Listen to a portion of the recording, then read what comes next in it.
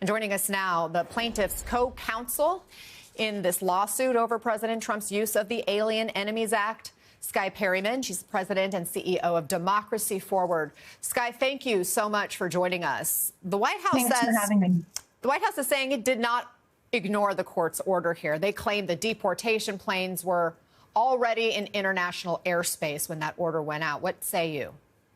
Well, you know, we've filed, along with our co-counsel at the ACLU, a paper with the court last night that's public, and it really lays it all out, all of the questions that are emerging around the government's compliance with this order. The judge could not have been clearer on the hearing over the weekend about his intention that his order be complied with immediately, including if planes were in the air. And so it is deeply concerning that we are seeing both what the government has filed in court and a number of public statements that have been made by the White House and other officials about their conduct here.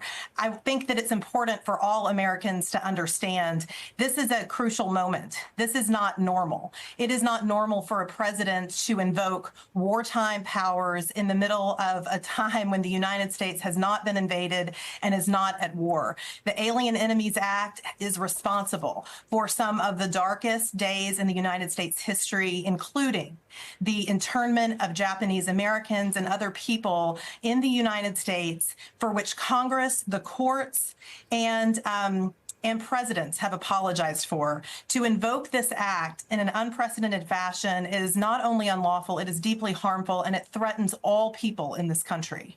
I just want to kind of underscore what we saw in that graphic about the other times the Alien Enemies Act has been invoked. It was during the War of 1812, World War I, and World War II. Those are the only other times this has been used. And yet, here's what we're hearing from the president last night as he's explaining that this is one of those moments in which the Alien Enemies Act is justified. Listen.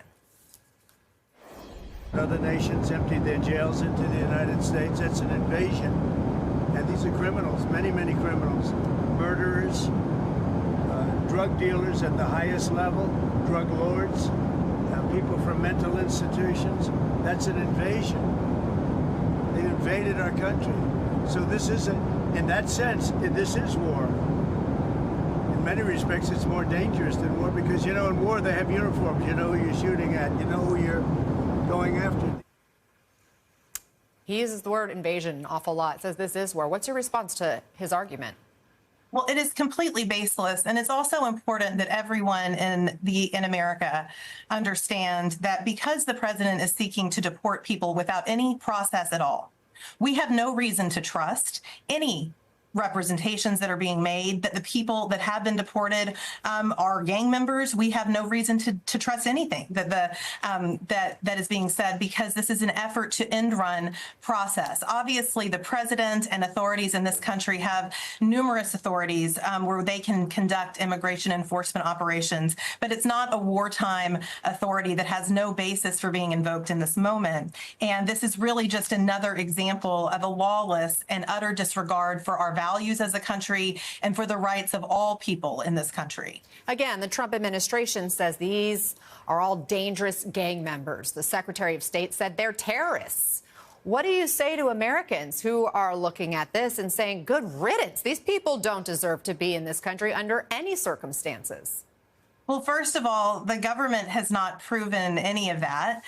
These are people that were in immigration custody. So the claim that somehow our country was under attack, these people are in immigration custody. They have not been given the proper process. And instead of going through that process, which of course the president would do if he were confident that these individuals shouldn't belong in the country, he has sought to circumvent it with a lawless action to invoke the Alien Enemies Act. I think it is important that people remember our history. John Adams, who was a founding father of this nation, defended British soldiers because they needed a defense and because of an ongoing value of process for all people.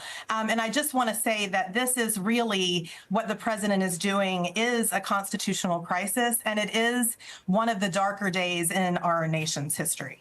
Where do you plan to take this fight? We are in court right now, and we are going to continue to work with the court to ensure that its orders are complied with, and we will continue to represent our clients in court. Skye Perryman, thank you so much for joining us. Appreciate your time and your arguments.